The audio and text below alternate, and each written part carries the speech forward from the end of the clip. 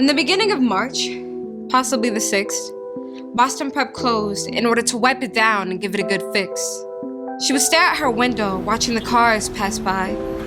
She couldn't see her family and friends because they had to stay inside. As she stared at her window from the safety of inside, something stood on the grass, something tall, something wide. It held her gaze till she turned tail to hide, and its name was COVID, with a dash and a 19. As quick as a flash, and as quiet as a mouse, the intruder named COVID had made its way in her house. Days later, lying in bed, heart filled with fear. "I can't breathe," she spoke out, hoping someone, anyone would hear. I can't breathe. From Dr. King to Mrs. Parks, their words are a melody, a work of art. From a powerful speech to a silent knife, these are the actions that keep me awake at night. I can't breathe. The same words a man used when his neck was under the knee of his killer, who was today walking free. I can't breathe. Drowning, waves of anxiety swarming me. Countless days and nights of worrying. Will the sun shine tomorrow? Will I make it through this fight? I can't breathe. Gasp for air, part my lips as Moses once did the sea. Rivers of colors in the streets, fighting for the rights of you and me. I can't breathe. My internet's acting like a mess and I'm not properly dressed. But now I gotta log on to the Zoom call and act like I know what's on this test.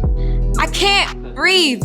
We have been put through the struggle of having to watch each other through the screens. The same screens that just make us want to scream. I can't breathe. Over 2 million souls lost last year, strangled by COVID-19. I can't breathe. Eric Garner, George Floyd, Elijah McClain, Breonna Taylor. Let's say their names. I can't breathe. Today I wondered to myself, I wondered, how long can I go without having to breathe? Breathing the toxic fumes of hatred crimes, breathing the scent of the dead people walking around, breathing the same air as those who ridicule me for what they see. I can't breathe.